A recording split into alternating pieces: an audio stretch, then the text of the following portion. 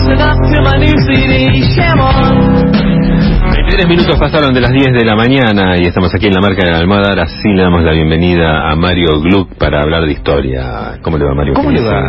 A usted. ¿Qué tal, Mario? Hace mucho que no los veo. Sí. Bueno, a Gerardo hace mucho más. Con las vacaciones que se tomó, debe ser como del dólar a 30 que no lo ves. Puede ser todo más o menos 25, 30. ¿A cuánto estaba el dólar? No me acuerdo, no me acuerdo. Pero por ahí andaba. Bien. Tenemos sucesos de la historia inéditos, ¿no? No, inéditos no hay nada, digamos, nunca hay nada inédito. Sí hay cosas inéditas a veces. Tenemos noticias de la historia, como podríamos decir. Esto que pasó con el Instituto Higgins me parece interesante. Lo que pasa es que tenemos primicias de la historia, eso. De alguna manera, eso sería más o menos. Que esto que pasó con la revelación, tampoco una gran revelación, que hizo Cristina de que a ella la carta de San Martín O'Higgins se la regaló Putin por unas cosas extrañas de la vida.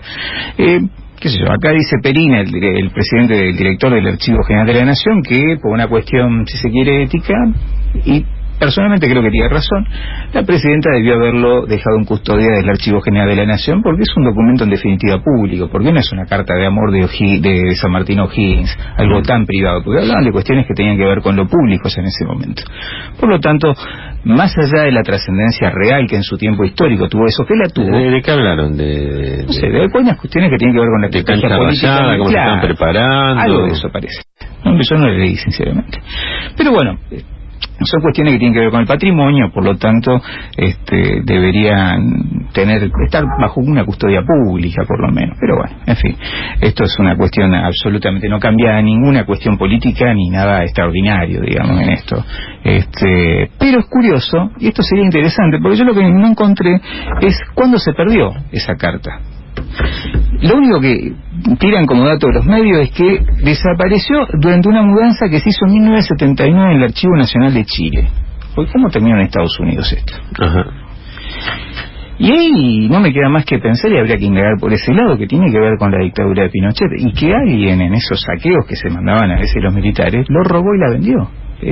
O sea, habría que investigar eso probablemente, ¿no? ¿Cómo es que Chile perdió esto? Porque esto era de Chile, como que parte de su patrimonio, y llegó a Estados Unidos, se subastó, y Putin, que digamos o hijo de alguna manera o padre de la caída de la Unión Soviética, no sé si hijo padre o hermano, porque fue en el momento que él empezó a crecer como político, obviamente fue con la caída de la Unión Soviética, tuvieron una gran privatización de gran parte del patrimonio en la propia Rusia. Entonces a él no le importa, compra y compró una carta que valía probablemente una cantidad importante justamente de dólares, que se la regaló. ¿Sí? ¿Cuánto cotiza un San Martín O'Higgins? No, pero San Martín Bolívar lo voy a cotizar un poquito más.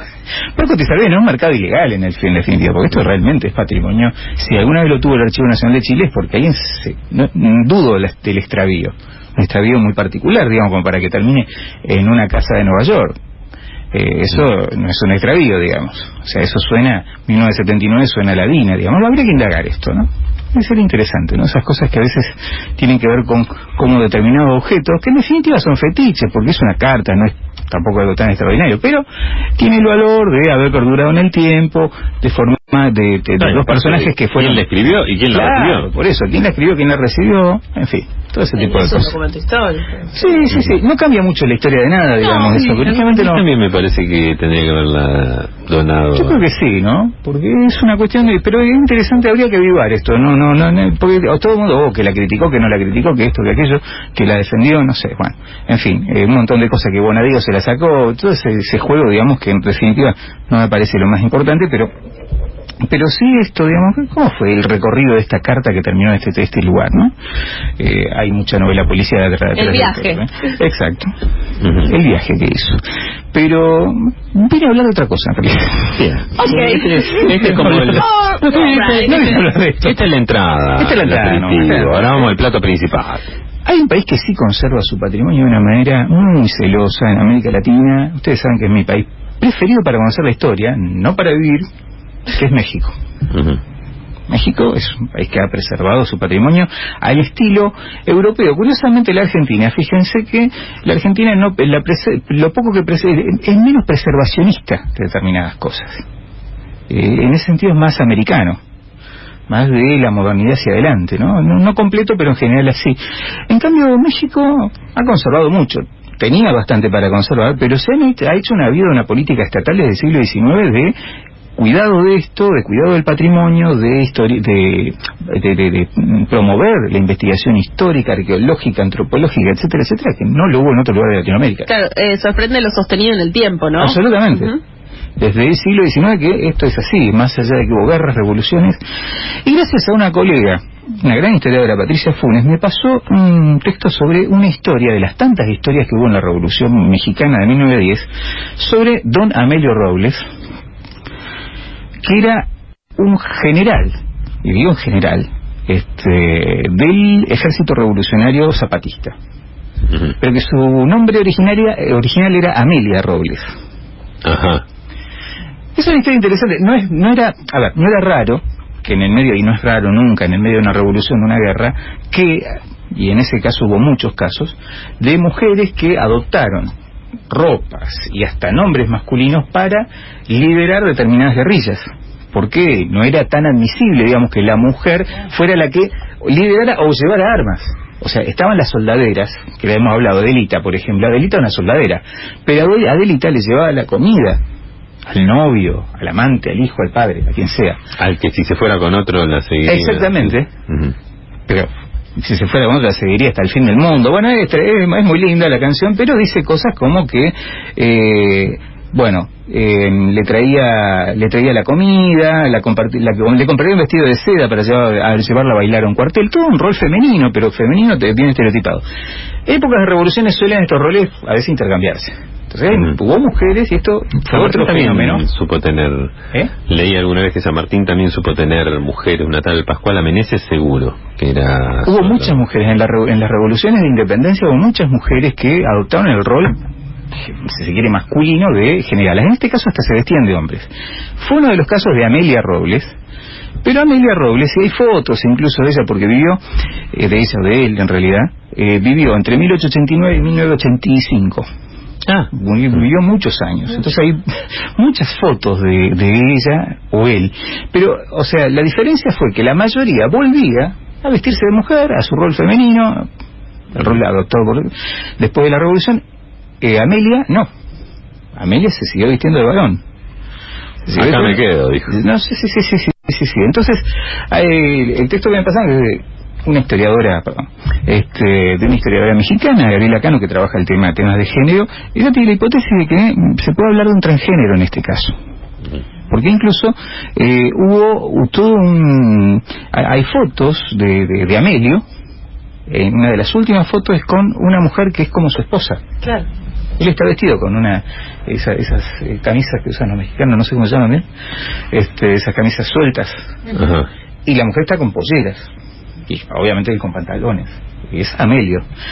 Ahora, lo curioso, no es tan curioso, en realidad justamente el análisis que hace es cómo el rol masculino que tuvo y el nombre masculino que tuvo fue aceptado en su momento. Fue aceptado porque fue considerado veterano de la Revolución Mexicana. No veterana, veterano, general de la Revolución Mexicana. Y eso por sus superiores. Pero ¿por qué él se lo impuso a sus superiores? Se ve que era muy bueno en tema de armas. Ahora, había adoptado un rol masculino muy, pero muy fuerte realmente, porque todos sabían que no era físicamente varón, pero quedó el nombre Amelio. Y hasta en esos líos que hay en la documentación en un momento de revolución, y en un país como México todavía en ese momento, él cambió el nombre en el registro, inventó apócrifo, hizo un registro civil apócrifo y se puso Amelio Robles, y así murió como Amelio Robles. Ahora, es curioso cómo esta sociedad, una sociedad que no es tan curioso, en realidad el análisis que hace es interesante porque se ve cómo era la sociedad mexicana en ese momento y cómo siguió siendo hasta 1980 recorriendo su historia.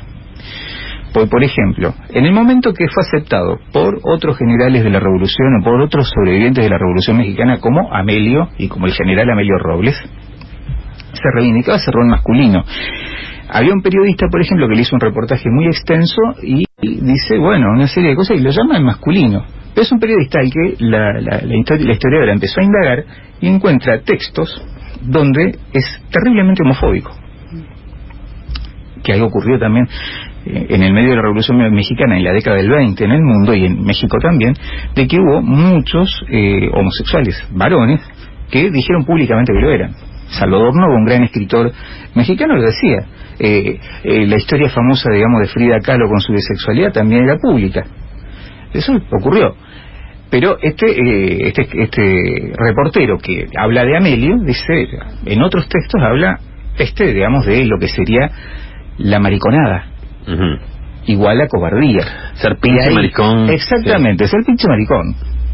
Que no es lo mismo, digamos. Amelio es un macho. Amelio es un valiente. Entonces ahí están los valores de esa época. Y las vueltas de tuerca que encuentra, y me pareció de lo más interesante justamente de la historia de Amelio, es cuando una feminista en la década del 50, europea, viene a hacerle un reportaje y la trata como mujer. Dice, esta es una mujer que rompió con los roles, etcétera, etcétera. Y Amelio dice, no, yo no soy mujer. ¡Qué Martín! Y así ocurrió también en la década del 80. Dice, incluso la propia, es muy curioso porque la Gabriela Cano, que es la que escribe, es un artículo, pero me parece de lo más interesante. Claro, porque es reivindicable desde el punto de vista de lo femenino también, ¿no? De lo feminista. Bueno, pero muy reivindicable, sin embargo, no, es que es lo que dice Gabriela Cano también, la historiadora que hace este texto. Dice, yo también caí en el mismo error hace 30 años. Claro. La reivindiqué como una avanzada del feminismo. Y no lo era. Claro. Era disidente. Exactamente. Lo que pasa es que en el momento todo el mundo buscaba algo distinto, claro, en Amelia. Así que me parece una de esas historias, un país que tiene esta historia, digamos, tan... Unas rarezas, ¿no? También Sí, son rarezas, pero no son raras, digamos, en algunos momentos. O sea, uno piensa en la década del 20, es un país muy complejo también México, que tiene... De ciudad a ciudad y región a región tiene valores, tiene culturas completamente distintas, pero tiene la imagen, digamos, muy fuerte del machismo, que no la niega, digamos, la existencia de Amelia Robles, o Amelio Robles, mejor dicho, no la niega para nada. Claro, y pensaba también que digamos, también tiene que ver con la época en la que también muchas otras mujeres tenían que vestirse de hombre un poco para cumplir un rol o un deseo, llevar adelante una profesión o algo que no era aceptada la mujer en esos espacios, ¿no? También tiene que ver con pero eso. Claramente después hubo algo subjetivo de esa transformación. No, es que quedó al... Lo que dice Gabriela concretamente es que le gustó vestirse de hombre, le gustó ser hombre, entonces siguió siendo hombre. Esa es la cuestión, para eso era hombre. Claro, le gustó la idea. Lo que pasa es que obviamente no había ni hormonas, no había nada, no había operaciones, no había absolutamente nada, ni nadie que hablara de trans, ni nada que se le parezca. Y bueno, quedó así, digamos, pero es una historia de esas... La participación de ella estuvo fundamentalmente en la Revolución Mexicana. En la Revolución Mexicana, sí. Posteriormente siguió participando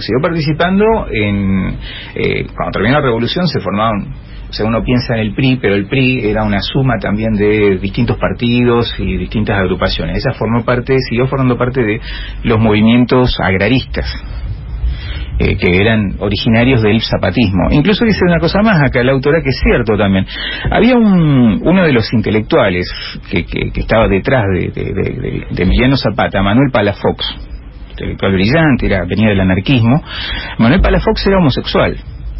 Y 2x3 le decían el mariquita Palafox, y mal, digamos. Y cuando se peleaba con él Zapata, lo primero que le tiraba era eso. O sea, esto no es que en esa época había tanta apertura. Pero lo que pasó, Amelio fue, su actuación en la Revolución Mexicana. No olvidemos que la Revolución Mexicana duró 10 años como guerra civil, y después siguió participando en distintos partidos agraristas, tenía su propia chacrita, su campo en la zona de Guerrero, y bueno, en fin, murió en los 80 ya con 94 años. Y ahí es donde están las últimas fotos, que se puede conseguir, pero por internet a mí lo pasaron, pero porque está dentro de un libro de esos que a veces son difíciles de conseguir aquí, pero se lo ve con fusil o con ropa de paisano, en fin, siempre vestido de hombre. Está muy bien. Muy bien, un oyente pregunta si cuando decís americano estás diciendo yankee. No sé en qué momento puede haber dicho eso. No, se puede haber dicho americano, pero no sé si dije, no me refería a Estados Unidos en ningún momento. Perfecto. La tasa de americano, Estados Unidos se apropió de un nombre que pertenece al resto, digamos, también, no es Pero bueno. Y aquí un oyente dice que escribas un guión, que tenés la película o la historia para una gran película, dice Mario. Sí, no le voy a escribir yo, prefiero que lo hagan los mexicanos, lo saben hacer mejor, y que la dirija alguien, algún Ripstein o algún discípulo de Ripstein o alguna cosa así, que tienen unos directores increíbles. Bueno, la Argentina se transformaría, perdona, ¿no? En una novela rosa, lamentablemente. Podría terminar muy mal. No me gustaría mucho en Argentina. Prefiero que le haga un mexicano. Son más uno dice que Putin se la quiso levantar a Cristina con ese regalo. Sí, puede ser, qué sé yo. Es una apreciación. Es una apreciación, qué sé yo, que hizo eso de mirar cada actitud masculina hacia una dama con esa intención. Qué barbaridad. A ver, entre jefes de Estado... Bueno, hay que ver incluso eso, habría que ver eso sería una cuestión interesante. Jefas de Estado desde la década del 70, Indira Gandhi, Golda Meir eran la emblemática de una época, y después Margaret Thatcher. Claro. Y bueno, la obvio, una que estaba por acá, pero la obvio, digamos. Pero que no había sido elegida, sino que claro. Pero de todos modos tenían cuando aparecían como jefas y jefes de Estado en el mundo, y la trataban como a un par masculino en general. Y lo hacía, ella también se manejaban de una manera que las hacía en ese punto muy masculinas. No está muy mal, no está mal, pero es así, digamos. Está.